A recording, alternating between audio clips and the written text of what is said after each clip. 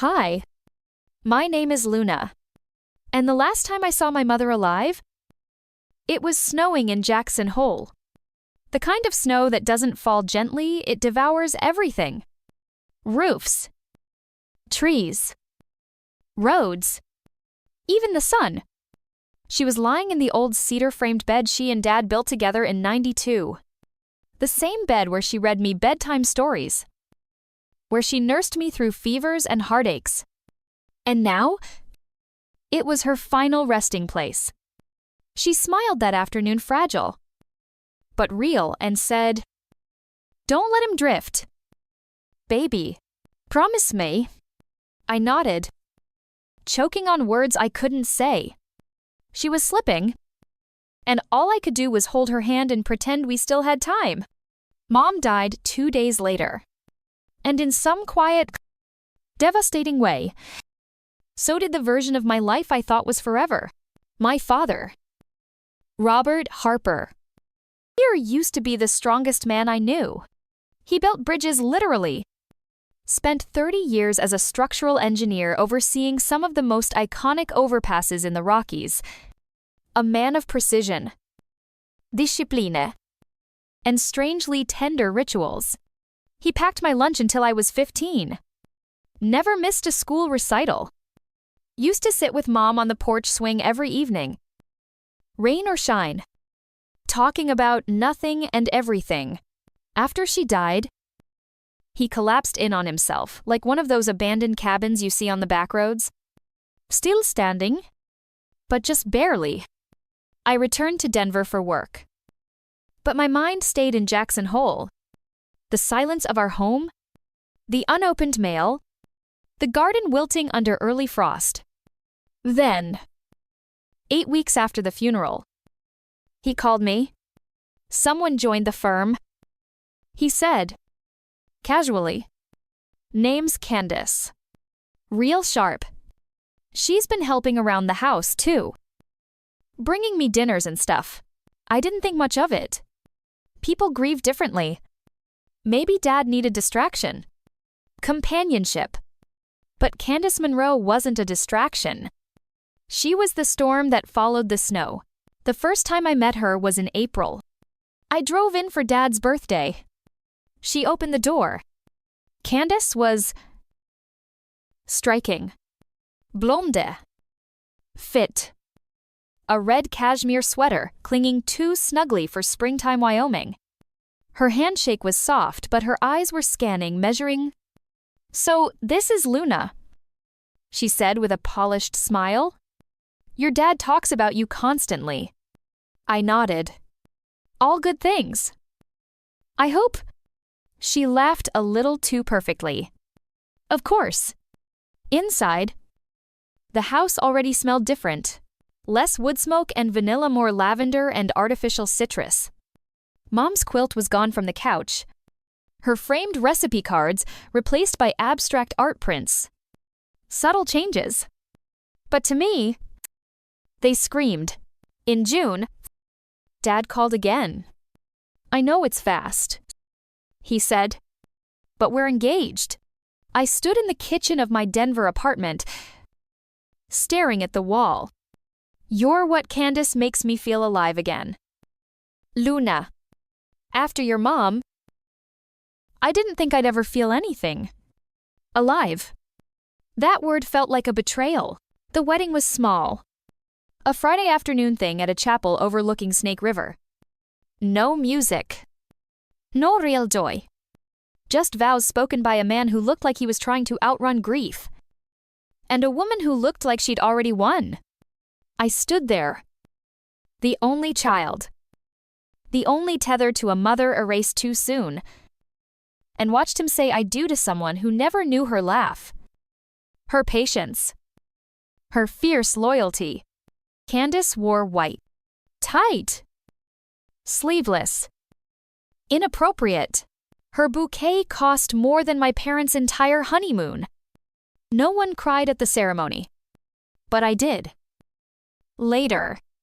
Alone. In my car. Parked outside the house I grew up in. After the wedding. I made a decision. My job had recently approved remote work. My lease in Denver was ending. I told Dad I wanted to come home for a few months to help with the transition. He looked surprised, but not unhappy. That'd be great. Candace has been talking about redecorating, but I'm sure she'll wait till you're settled. She didn't wait. By week 2, the kitchen had been revamped. The spice rack Mom built from driftwood gone, replaced by stainless steel and acrylic. She didn't really cook much with turmeric. Did she? Candace asked me once. Laughing, I gritted my teeth. By week 4, my bedroom was up for discussion. This space could be so much more functional, she said over dinner. A yoga retreat corner.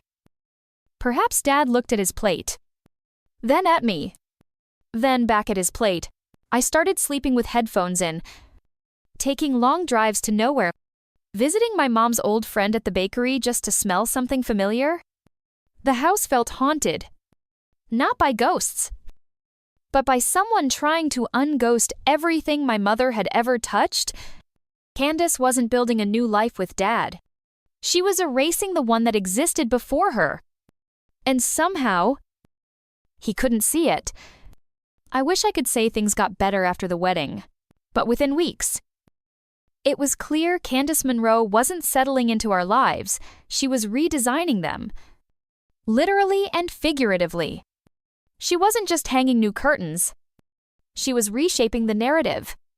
Rewriting the story of a home that once smelled like cinnamon and felt like quiet joy. And my father, Robert Harper, the man who used to correct blueprints in his sleep, was now drifting in a current she completely controlled. The signs started small. Like the crack in a dam, you almost ignore until it bursts. It began with the living room. One Saturday morning, I woke to the sound of furniture scraping across hardwood floors. I stumbled out of bed to find Candace in yoga pants and a silk tank top, dragging my mother's antique coffee table into the hallway. It just doesn't go with the light in here, she said, brushing hair from her face. Mid-century modern feels more us. Us, I asked. She flashed a smile. Robert and me. My mother had sanded that table by hand. I was 6. I helped stain the corners while she played Fleetwood Mac on cassette. I can move it to the garage, I said tightly. It's already on Facebook Marketplace. She replied, like we were talking about a used blender. Someone's coming by this afternoon. I said nothing. I simply turned and walked to the porch before my voice betrayed me. The next week, I overheard her on the phone, laughing in a sugary tone I had grown to hate. No. She's still here. Yeah. Working remote or whatever, she said. But Robert's getting there. Baby steps.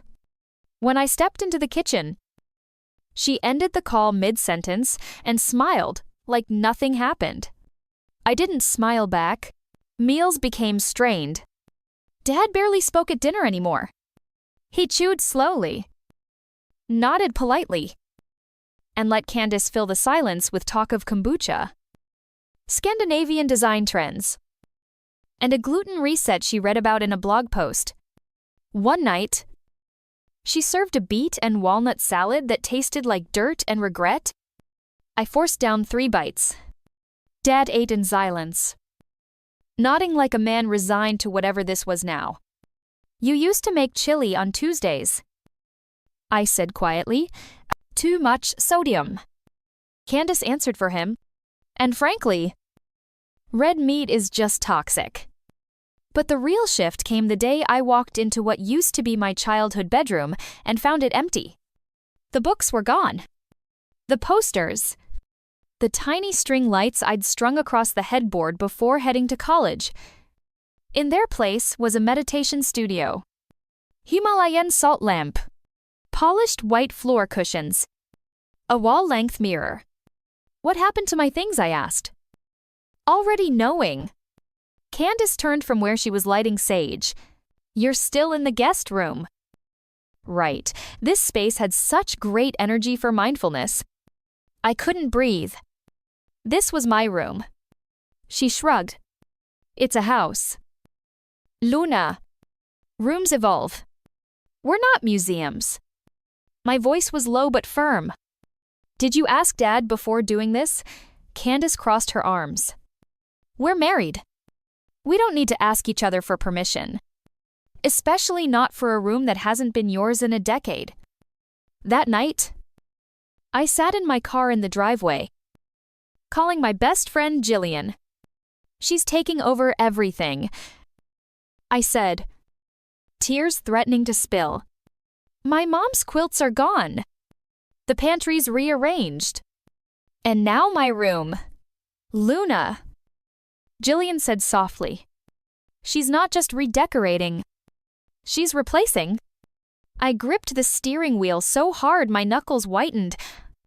She keeps referring to it as their house. I whispered. Like Mom never existed. A few days later, I walked into the garage to grab a flashlight and saw 2 boxes labeled Nancy's stuff stacked near the recycling. Nancy was my mom. Inside photo albums. Handwritten recipes. A VHS of our trip to Yosemite. I picked up one of the albums and flipped through it. There was a picture of Mom holding me in a blue sweater. Both of us laughing. Covered in flour from a failed cookie attempt. That box was headed for Goodwill. I carried them upstairs and placed them in my closet. Later. Candace noticed. You went through those, she asked. Voice clipped. They weren't trash. I said. They were memories. Candace's smile was razor thin. You can't live in the past forever. Luna. I looked her dead in the eyes. You're right. But I also won't let you erase it. The next blow came wrapped in diamonds. At dinner one night, Candace appeared wearing my mother's engagement ring as a necklace. A gold chain looped through the setting. She called it reimagined vintage. Robert said it was too special to leave in a drawer. She explained, stroking the ring casually. Dad shifted uncomfortably. That's not yours. I said quietly. She left it to Robert. She left it to both of us. Candace sipped her wine. I'm just borrowing it. That night, I took the remaining jewelry of Mom's, the sapphire bracelet, and the pearl earrings and locked them in a small safe I kept under my bed. But the most terrifying thing wasn't the items disappearing. It was him. My father. Once attentive. Sharp. Full of dry wit, he now nodded through life like a man halfway underwater. When I mentioned how quiet he'd been lately, he said, I guess I'm just tired. Tired? No. He was drowning. And I was starting to wonder if I was the only one still holding the life raft. It wasn't just the furniture, or the kitchen, or the photos that vanished. One by one. From the walls. It was the way he changed. Dad Robert Harper used to correct news anchors on civil engineering terms. He once spent 3 weeks designing a custom porch swing just because Mom said she missed the creak of their old one. Now he was distant. Agreeable in a way that felt nothing like him. He didn't argue.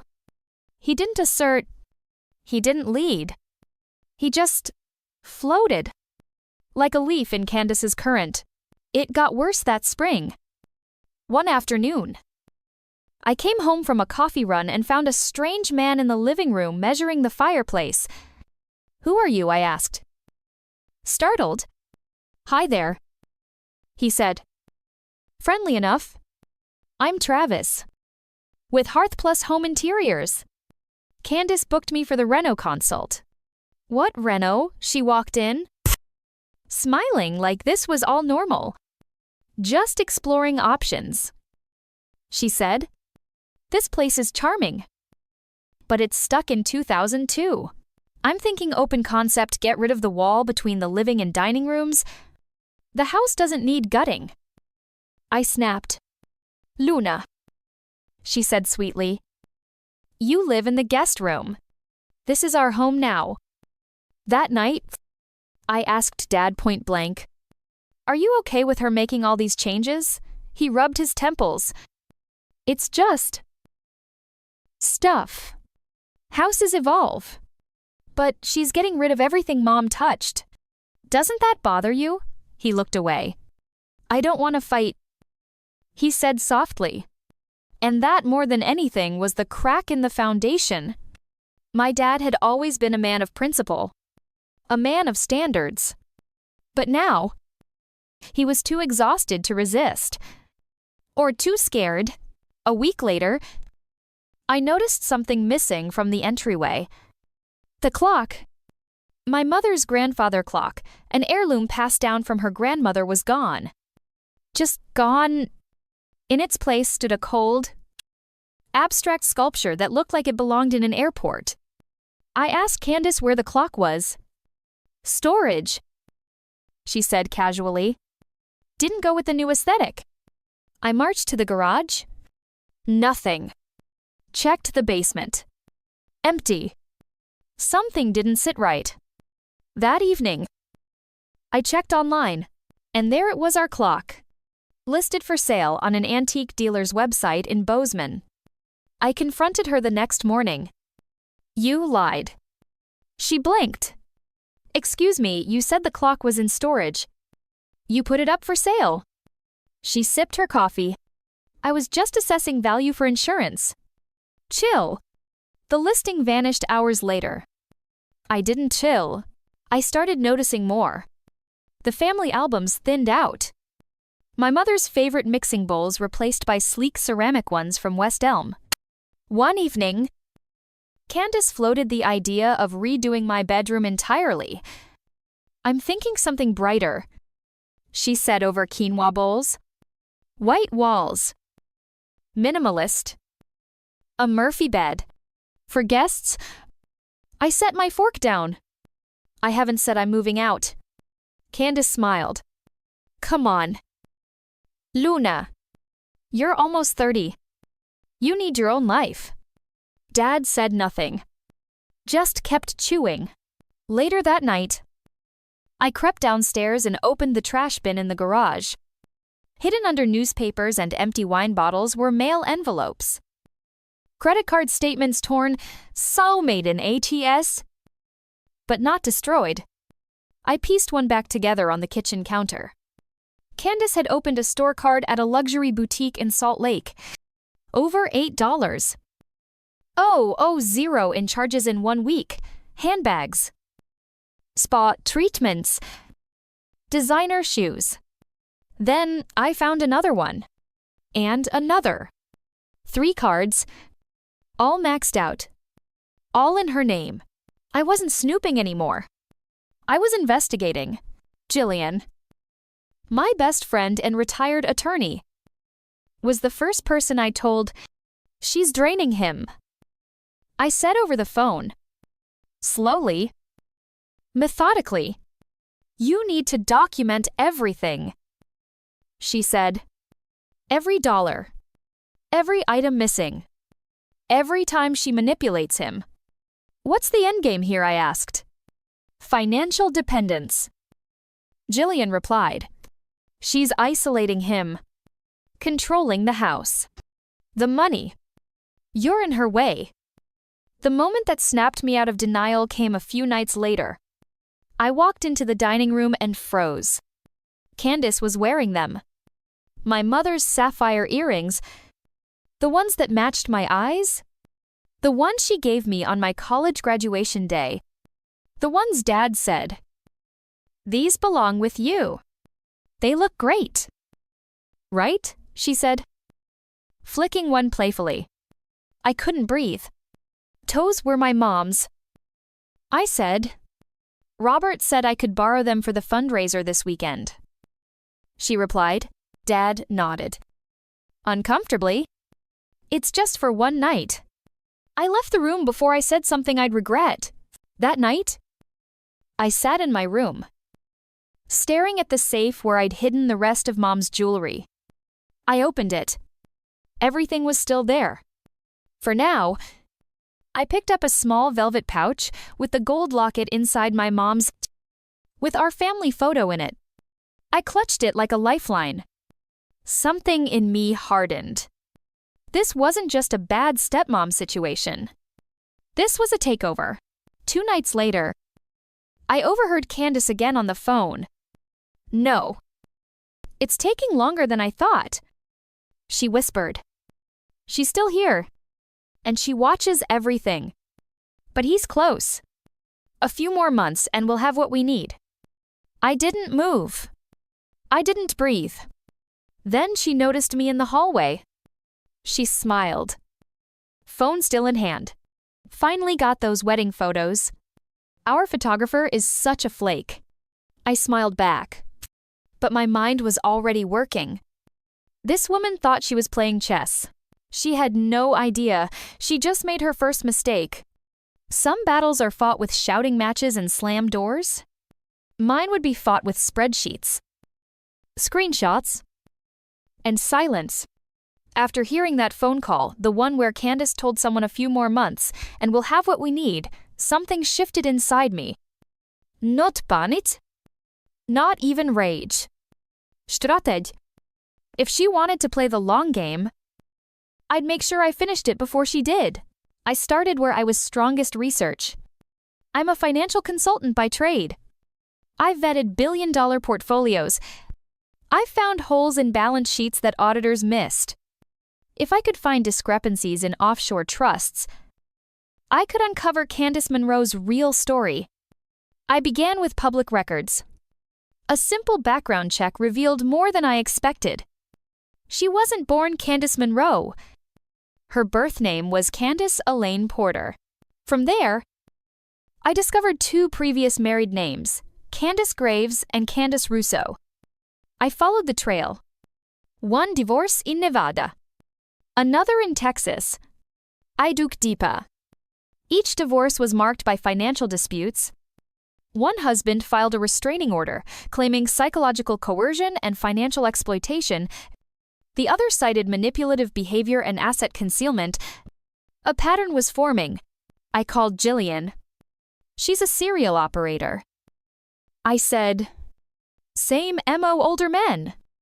Quick marriages. Financial access. Isolation." Jillian let out a low whistle. "This isn't just about protecting your dad. This woman's got a history. I need proof that links it to what she's doing now." Jillian paused. "Then you need someone who's been through it." That's how I found Madeline Russo, the daughter of Candace's second husband. She lived in Scottsdale, Arizona. I reached out gently, explaining who I was. And within 2 days, we were on a video call. She looked at me through the screen with tired but knowing eyes. "Candace," she said bitterly. "She married my father when he was 61. She was 40. How long were they together? 3 years. By the end, he'd cashed out half his retirement, sold his house, and hadn't spoken to me or my brother in 18 months. My stomach turned. She told him we were toxic, that we were trying to control him." "Sound familiar?" I nodded. She convinced him to invest in a luxury home flipping business. It didn't exist. When he finally started asking questions, she accused him of elder abuse and threatened legal action. He was terrified. What happened? She left him, took what was left. He died 6 months later. I blinked, stunned. Did she face any consequences? Madeline shrugged. "Nothing. Stuck? She's smart.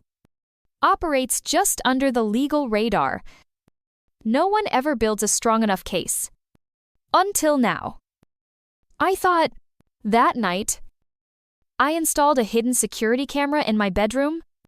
I didn't do it to catch her stealing, though part of me suspected she already had. I did it to document every time she crossed a line, every moment she violated my privacy. Because I knew I'd need more than suspicion. It didn't take long. 2 days later, I watched the footage of her walking into my room, rifling through my desk drawer, and photographing a folder labeled banking and legal. She didn't know I had decoys planted. She was photographing fakes, intentionally placed dummy documents with dates, names, and account info that led nowhere. She thought she was ahead of me. She wasn't. Meanwhile, I started compiling a dossier. It included her credit card spending based on statements retrieved from trash, high-end purchases, her online consignment profiles. She was reselling luxury items under an alias, text transcripts she accidentally left visible on her phone, the aliases and patterns from her former marriages, and now, surveillance footage. Each piece was a brick. I was building a wall she wouldn't climb over. One afternoon, while she was out volunteering, I checked the shared desktop in Dad's office. Big mistake for her. She had left open a folder labeled travel planning. Inside were scans of real estate documents for a property in Nassau, Bahamas. A condo. Paid in full? The name on the title, Candace Elaine Porter, her original name. I cross-referenced the timeline. The wire transfer matched the same week Dad had made a large investment she vaguely mentioned over dinner. It wasn't an investment. It was an escape plan. I made backups of everything. Loaded it onto a password-protected USB drive. Stored it in a safety deposit box under my name. Linked to a separate LLC I'd quietly set up months ago. I wasn't just playing defense anymore. I was preparing for war. Dad, of course, was still in the dark. He knew something was off, but every time I tried to gently broach the topic, he shut down. She's just trying to help. He'd say, give her a chance.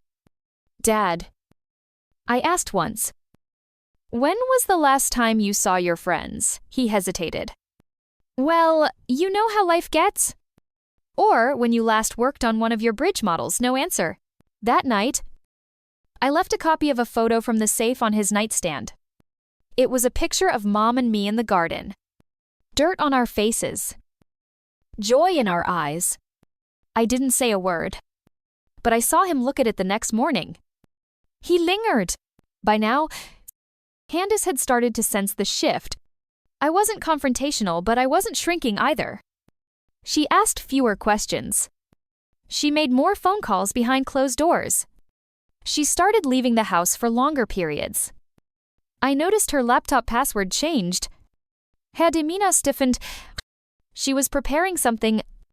What she didn't know was, so was I. Sometimes people mistake silence for weakness.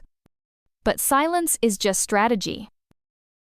When you know the storm is coming, and I was almost ready, there's a strange quiet that comes before truth begins to surface. Not a peaceful quiet, but the kind that buzzes just beneath your skin. You know something is shifting. Cracking. Unraveling. And all you can do is watch. And brace yourself. That's where I was now.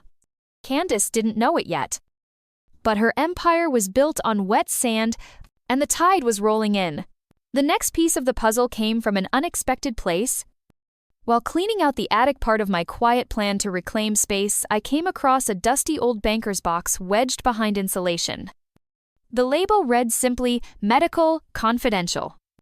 Inside were my father's old insurance forms, a few specialist letters, and at the very bottom, a more recent envelope, still sealed. I opened it. It was a letter from Dr. Vance, his longtime neurologist. The date 6 months ago. Robert. After reviewing your recent tests, I strongly urge you to schedule further evaluations. Early-stage cognitive decline is possible. And we should act preventively. I read the letter twice. Then again, my heartbeat quickened. Cognitive decline. That's why he'd been more forgetful. More passive. More pliable. Candace knew. That's why she struck now. This wasn't just manipulation. This was exploitation of a vulnerable adult. I didn't confront him, not yet. He didn't even know I found the letter. And I didn't want him to feel shame or fear. That's the last thing someone battling memory loss needs. But I did make an appointment with Dr. Vance and asked for a family consultation. As his daughter, I had the legal right, especially if I had power of attorney, which, thankfully, Mom had ensured years ago in her trust.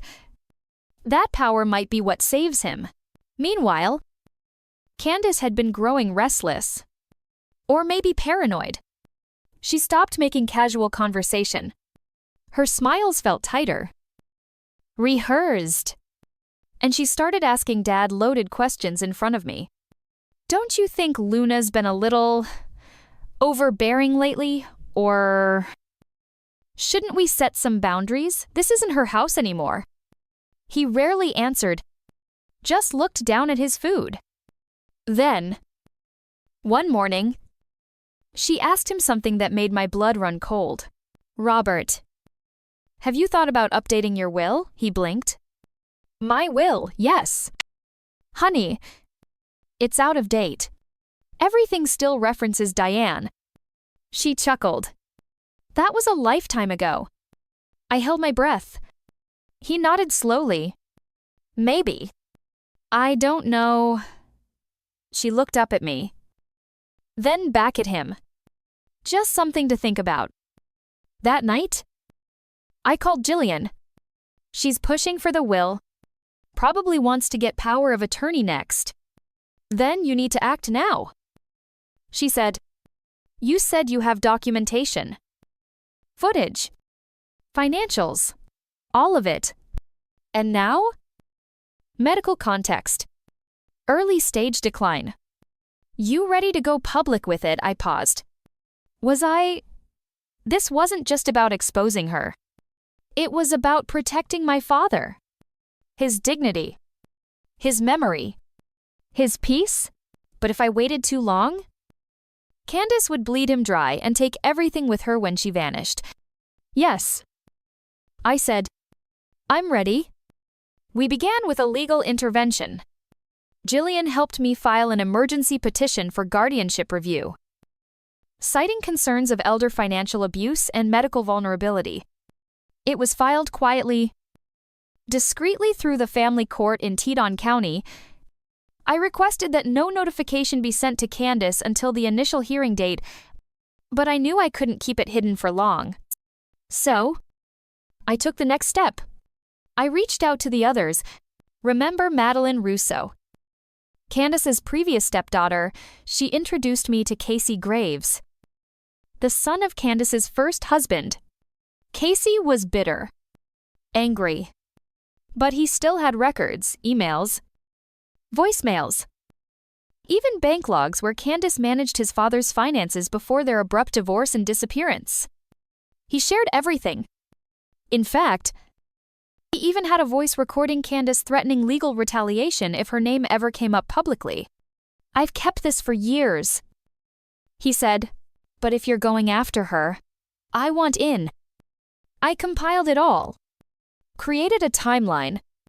A history. 2009, Candace marries William Graves in Reno. 2012, divorce finalized. Claims abuse. Walks away with $200 K and a condo. 2014, marries Antonio Russo in Houston. 2017, leaves after manipulating home equity. Antonio Diaz 6 months later. 2023, marries my father. Purchases Bahamas condo using liquidated investments. Each step built the narrative. Each fact exposed the pattern. She wasn't a misunderstood second wife. She was a predator in pearls. The final blow came unexpectedly. A neighbor, Mrs. Langford, a retired teacher who walked her dog every morning past our house, stopped me on the porch. I saw something the other day, she said quietly. Thought you should know. What is it? She leaned in. I saw Candace meeting a man in a black Escalade. Tall. Maybe early 40s. They hugged. She handed him an envelope. When Wednesday, around Saint A.M., I checked the footage. There it was. Zoomed in. Clear as daylight. Candace. Man. Envelope. Hug. Whispered words. Then she walked away smiling. This wasn't just about draining my father. It was about what came next. I sat on my bed that night. The USB drive in one hand. My mother's locket in the other. I whispered, "I'm doing this for both of you. Tomorrow." I would present everything to the court. The story was no longer just mine. It was the story of how one man's legacy was nearly stolen. And how his daughter, quiet, stubborn, relentless, stood at the edge of ruin and pushed back. The night before the hearing, I stood outside my childhood home, staring at the porch light flickering in the wind. For years, that light had meant safety, warmth, Mom's voice calling me in for dinner, Dad humming as he worked on his model trains. But now that same light felt like a warning, because tomorrow, everything would change at 9:00 a.m. Sharp. We walked into the Teton County Family Courthouse, me, Jillian, and my father. His steps were slower now, his eyes softer. Like he was caught between two worlds, the one he remembered and the one slipping away. Candace was already there, wearing navy blue. Conservative. Calculated. Her lawyer, a slick man with a cufflink obsession, stood beside her like a corporate bodyguard. She looked at me once. Just once. And I swear, behind that smile, she knew the game was over. The judge, a firm but fair woman named Honorable Linda Marks, called the session to order. "This is a guardianship review hearing," she began, "filed by Luna Harper in relation to concerns of elder financial exploitation." I took a deep breath. It was time. I stood and began. "Your Honor, my name is Luna Harper. My father, Robert Harper, is 68 years old. 6 months ago, he married Candace Monroe, who, I will demonstrate, is not who she claims to be." Candace shifted in her seat. I continued, laying out the timeline. The sudden marriage, the secrecy, the isolation, the forgotten friends, the liquidated investments, the wire transfer to the Bahamas. Then I introduced the pattern: her former identities, her previous marriages, and the testimonies of Madeline Rousseau and Casey Graves. I handed the judge a sealed binder. Inside were screenshots of her real estate purchases, recorded calls from past victims, surveillance photos of her handing off money to a mysterious man, and a printed transcript of her call saying "a few more months and we'll have what we need." Each piece was a nail in the coffin of her story. Candace's lawyer rose. "Your Honor, this is all circumstantial. Miss Monroe has no criminal record. These so-called testimonies come from bitter relatives and past relationships.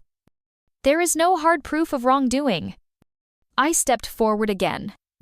"That's not true. There's also this spatted." I played a short video clip. Candace, in my room, digging through drawers, taking photos. The judge raised an eyebrow. "That's your stepmother, yes." "Mom. And this is your private property, yes." Then, Jillian handed over the medical letter from Dr. Vance, the one Candace had hidden in the attic. The judge read it carefully, her expression tightening. "Has Mr. Harper been evaluated further since this letter?" "Yes." I replied. "Results confirmed early-stage cognitive decline. He's vulnerable, easily manipulated. And he's entrusted his entire financial future to someone with a documented pattern of financial abuse. The courtroom was quiet now. Except Candace. She laughed. Just a little. A soft, smug chuckle. As if none of it mattered. I loved him. She said suddenly. Loudly. All of this is fantasy. Luna has never accepted me. She's jealous. Bitter. She wants control. Her lawyer tried to hush her. But she was unraveling. She's making this up. That condo was for our retirement.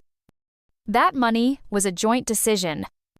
Robert told me himself he didn't want to be tied to Diane's old trust anymore. She turned to my father. Tell them. Robert, tell them you wanted this? He looked at her. Then at me. Then, at the photo I'd tucked in his pocket that morning, one of Mom and me, gardening. Tears welled in his eyes. I don't remember.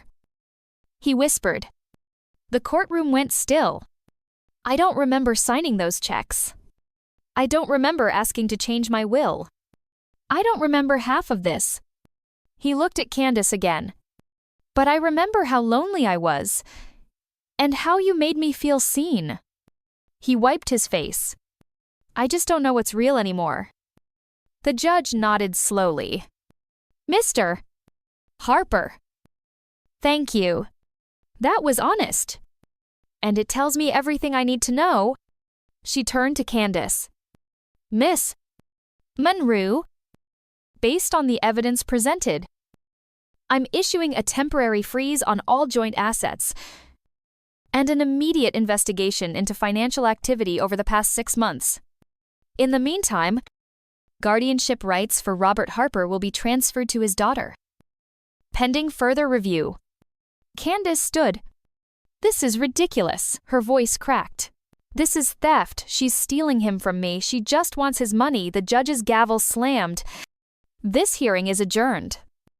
As we left the courtroom, Candace's eyes burned into mine. There was no apology. No guilt. Just fury. But she didn't speak a word. Because for the first time, she had lost control. Back in the car. Dad sat quietly. Then he turned to me. Was she ever real? I thought for a moment. No. I said. But you are. And that's all that matters. He reached out. And for the first time in months, he held my hand. It was shaking. But it was his. That night, I stood in the doorway of the house I'd once felt pushed out of. It wasn't safe yet. The battle wasn't completely over. But it was ours again. And tomorrow, we'd begin to rebuild. Together. The morning after the hearing, the house felt different. Not keener. Not louder, just lighter. Like someone had opened a window that had been sealed shut for years and let the truth breathe. Candace was gone. Her clothes. Her perfume bottles. The framed wedding photo that had been on Dad's nightstand. All of it vanished overnight.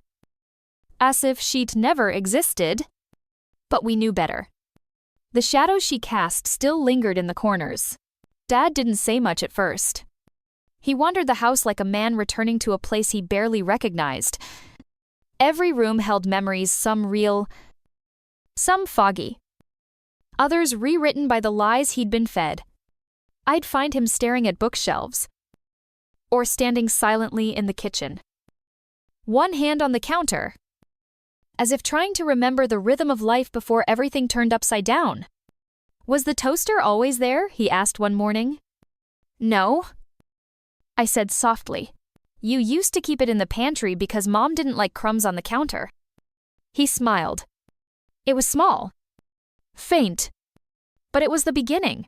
I didn't rush him. Healing doesn't come with deadlines. And it certainly doesn't come easy to someone whose mind is starting to betray him. Every day was a new negotiation with memory. With grief. With regret. But there was something else too, a quiet strength. Even in confusion. Even in vulnerability. Dad showed up. He tried. He asked questions. He helped me plant tomatoes in the backyard. Even if he forgot the names of half the tools, he was still him, maybe a little dimmed, but not broken. And that gave me hope. Meanwhile, I was cleaning up the mess Candace left behind. Bank statements, legal inquiries, investigators from the DA's office reaching out about possible fraud charges. Jillian handled most of it. Thankfully, she knew I was emotionally drained. But I still had to walk through the wreckage.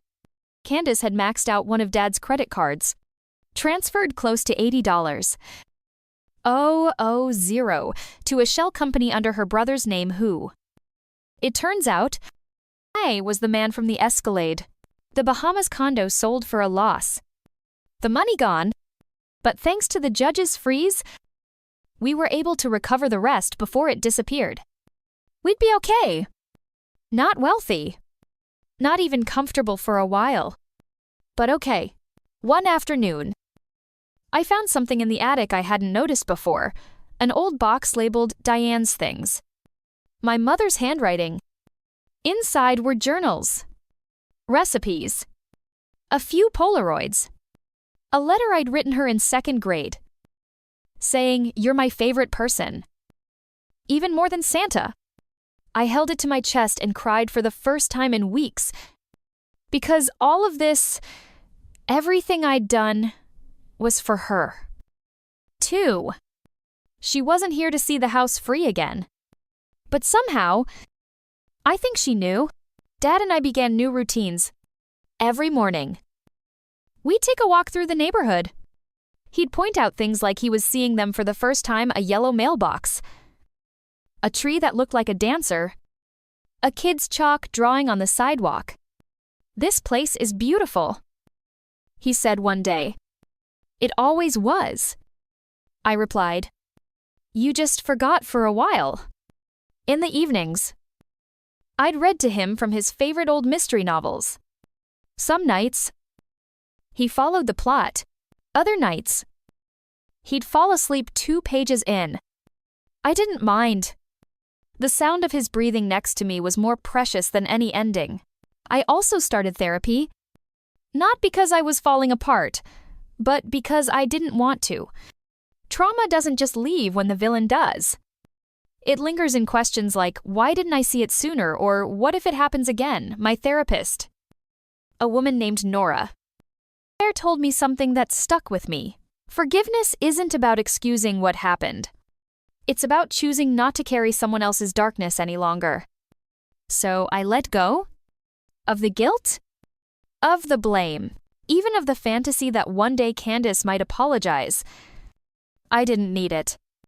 I'd already reclaimed what mattered. One Sunday afternoon, Dad turned to me out of nowhere. "Did I ever tell you about how I proposed to your mother?" I smiled. "You did. But tell me again." And he did. He remembered every word, every detail. The park bench, the squirrel that stole his sandwich, how her eyes lit up before she said yes. It was all still there, tucked deep inside him, safe and untouched. And in that moment, I saw the man I'd always known. Weeks passed, then months. Spring gave way to summer. The garden bloomed again. The walls of the house no longer echoed with silence, they hummed with music. Laughter. Crossword puzzles. Burnt toast. And arguments about which Jeopardy host was better. Life, imperfect as it was, returned. And for the first time in a long time, I felt at peace. I know the story isn't over. Dad's memory may fade. Some days may be harder than others. But I also know this: when darkness comes to your doorstep, you don't have to invite it in. You can fight. You can protect. You can reclaim. And you can rebuild one morning. One laugh. One memory at a time. It came on a Wednesday. A white envelope slipped between electric bills and coupon ads, innocent-looking W. Almost forgettable. No return address. Just my name typed in sharp. Mechanical font, Luna Harper Jackson Hole. WY. I stared at it for a moment. The way you stare at a shadow in the hallway you thought was empty. Something about it felt wrong. I opened it slowly. Inside, a single sheet of ivory paper, folded in thirds. No greeting. No signature. Just 5 words. Scrawled in blue ink. You think this is over? My blood ran cold. I sat down hard on the kitchen stool, rereading the note. Hoping, praying it was some prank. Some terrible coincidence. But I knew better. The handwriting wasn't familiar. But the tone was. Candace. Even in silence. Even in absence. She knew how to twist the knife. I closed my eyes, letting the sounds of the house ground me. Dad humming from the living room. A tea kettle whistling gently. The creak of floorboards. I knew like breath.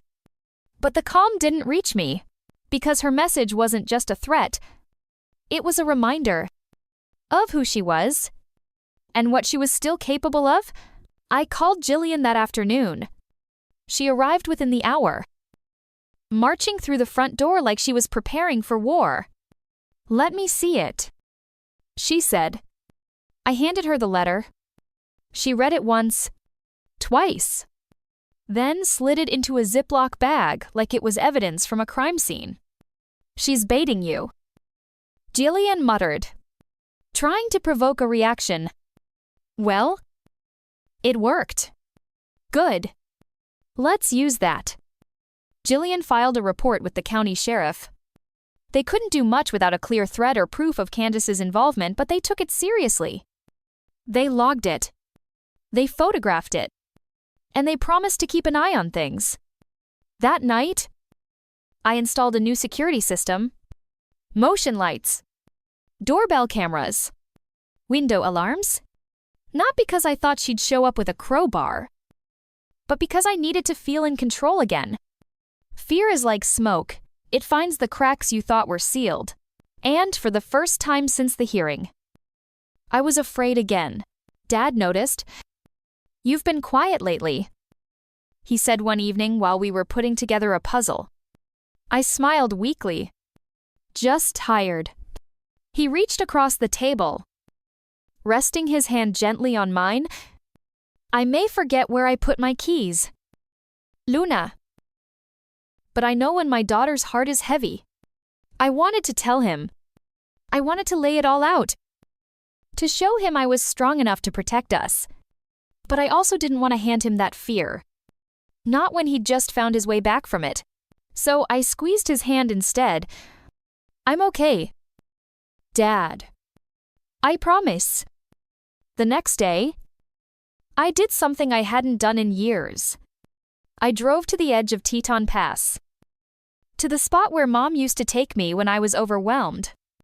It wasn't much a rocky overlook with a view of the valley, where the wind never stopped moving and the clouds always felt close enough to touch. I sat there for hours, just listening, not to my thoughts, but to something deeper. And then, I wrote a letter to Candace. You don't get to have the last word. Not anymore. You tried to steal a family. You tried to rewrite memories that weren't yours. And for a while, you won. You fooled a good man. You hurt a grieving daughter. You made a home feel like a prison. But it's over. You'll never understand the strength it took to fight you quietly, to gather pieces, to speak truth, to protect with dignity. Not vengeance. But I do. I know exactly who I am now. And I'm not afraid of you. Not anymore.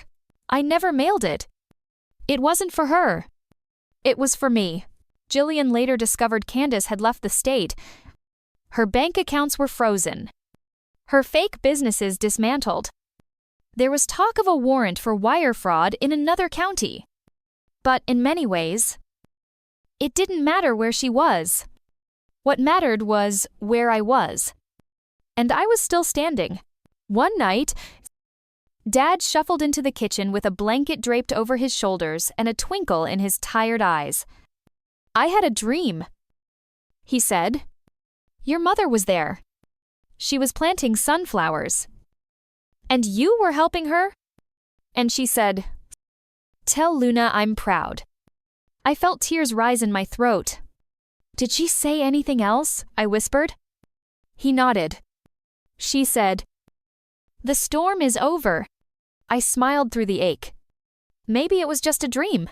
Or maybe it was a truth that only visits you when your soul is finally ready to hear it. They say you never really know a house until you've cried in every room. By that standard, I knew ours intimately.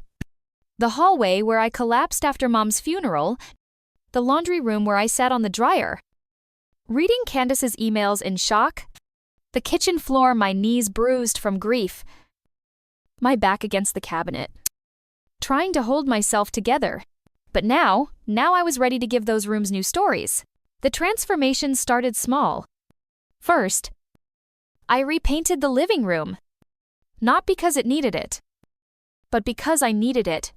I chose a soft sage green, Mom's favorite color. The walls had once been an impersonal gray, something Candace picked out to make the place feel modern. But our home wasn't meant to be modern. It was meant to feel like a memory you never wanted to forget. I ripped down the sleek, sterile drapes and replaced them with linen curtains that caught the light just right. Then I framed old Polaroids, Dad and me at Yellowstone, Mom on a beach in Oregon, even a photo of my 9th birthday where I'm holding a cake bigger than my head. The walls began to breathe again. And so did I. Dad noticed. One afternoon, he stood in the doorway holding a mug of coffee. "You are watching," as I rearranged the bookshelf by the fireplace. "This feels like our place again," he said. "It is," I replied, smiling. "It always was. We just forgot for a little while." He nodded. Slowly. Like the weight of that truth settled somewhere deep. Next came the garden. Candace had let it die. The once vibrant bed of tomatoes, herbs, and wildflowers had turned into dry soil and weeds. But I didn't see death, I saw potential. Dad and I worked side by side. I'd die. He'd water. I'd prune. He'd hum an old folk tune under his breath. We planted sunflowers in the back, just like Mom used to. Cherry tomatoes by the kitchen window. Lavender and mint along the porch. One morning, I found him kneeling beside a tomato sprout, gently tying it to a stake with twine. "You remember how she used to talk to the plants," he said with a smile. "Yeah." I laughed. She said they listened better than people. She wasn't wrong. With every repaired drawer, every nailed frame, every plant we nurtured, the house came back to life. But so did something else, my sense of purpose. I had spent so long fighting to preserve the past that I had forgotten I could build a future. One day, I walked into what used to be Mom's sewing room, the room Candace had tried to convert into a guest yoga studio, and stood there in the doorway, imagining something new. I pulled the dusty sewing machine from the closet and set it up near the window. Then I ordered fabric. Lots of it. Bright colors. Rich textures. Stories waiting to be told in thread and pattern. It started as therapy. But soon, it became a business. A small online shop, Harper & Home. Handmade quilts, table runners, and memory pillows made from donated shirts. Each one stitched with love. And often, and a note, "May this remind you of what's worth keeping." Orders trickled in, then poured. People resonated not just with the product, but the story, and in every stitch, I wove a piece of my family back into the world. One evening, as I was ironing fabric in the dining room, Dad shuffled in with a notebook in hand. I wrote something. He said, he handed me the notebook. Inside, in his careful handwriting, was a poem. About the house. About memory. About me. She brought light to the corners. I forgot. With paint and prayer, she stitched me whole. This house is not what it once was. It's better. Because she's in every wall, I cried. And he cried. Too. Not because we were sad anymore, but because sometimes healing feels like a warm breeze through a newly opened window. A month later, I hosted our first family dinner in the reclaimed home. Jillian came. So did Madeline Russo and even Casey Graves, who brought lemon pie and a hand-carved birdhouse for Dad. There was laughter loud. Unfiltered. Healing laughter. Music from a record player Dad had rescued from the attic. Plates passed from hand to hand like old traditions rediscovered Freston Badiested, and 8at.r.8. At one point, I looked around the room and felt it in my chest. This was home. Not the walls. Not the paint. The people. The history. The love. After everyone left, I stood outside on the porch as the sun dipped behind the Tetons, casting everything in that golden, honey-colored glow you only see in western Wyoming.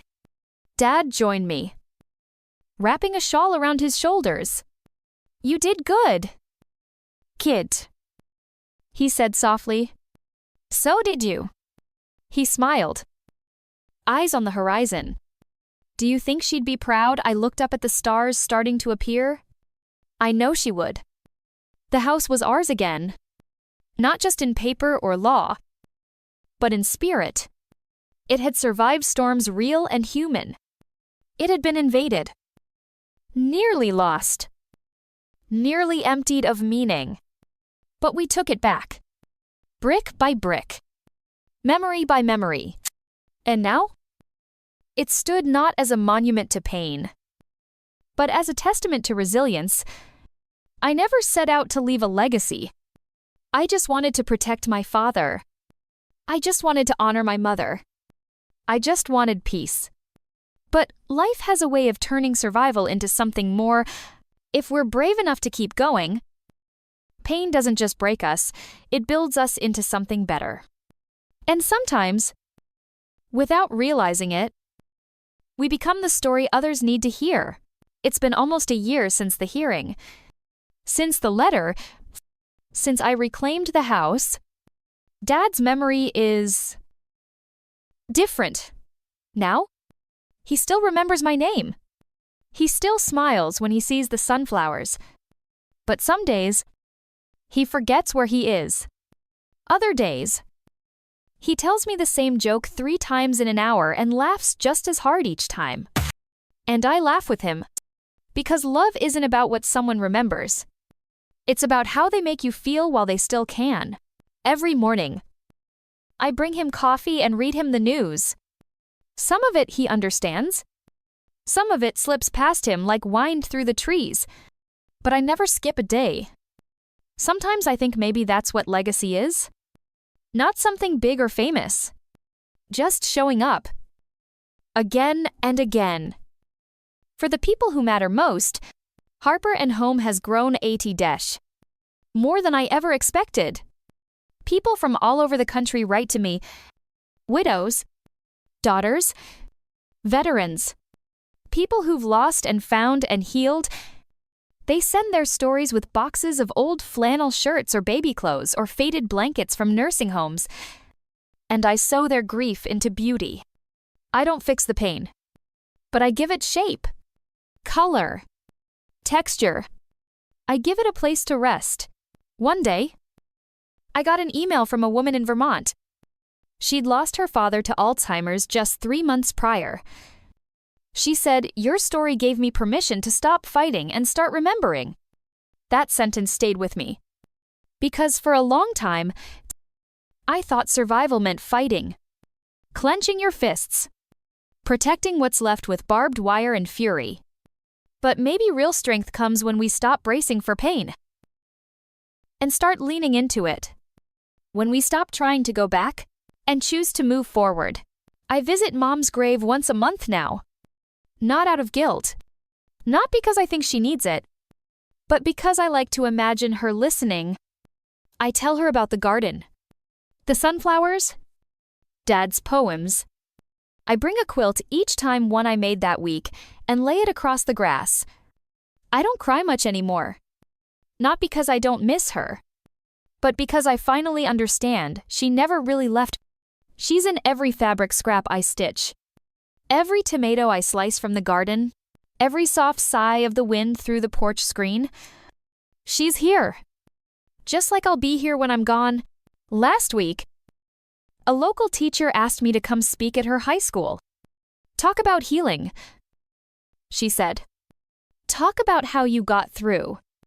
I stood in front of a group of teenagers, some with guarded eyes, some already carrying too much pain, and told them the truth. That healing is ugly. That grief is messy. That some days, strength just means getting out of bed. And that the most powerful thing they can ever do is love someone without conditions. When I finished, a girl with streaks of purple in her hair came up and whispered, "I'm going to take care of my dad now. Even if he forgets me one day." I hugged her. And I knew this is the legacy. It's not a plaque. Not a monument. It's a ripple. A quiet wave that moves from heart to heart. Unseen but unstoppable. We don't get to choose how we're remembered, but we do get to choose how we live. And I choose to live like this, with open hands, with steady breath, with the kind of love that rebuilds a home, not just from wood and paint, but from memory and meaning. Some nights, I sit on the porch with Dad, wrapped in a quilt, watching the stars flicker. He leans on my shoulder, and we don't talk much. We just sit, alive, here, together. And I think to myself, Candace didn't win. Grief didn't win. Fear didn't win. Love did. Lovey always does. So if you're listening to this wherever you are, however broken you feel, remember this: the story isn't over. Not until you say it is. Not until you plant something in the ashes. Not until you name your scars and call them beautiful. Not until you find your way back home.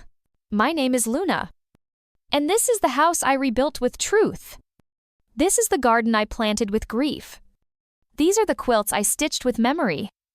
And this is the legacy I never meant to leave, but one I'm proud to pass on,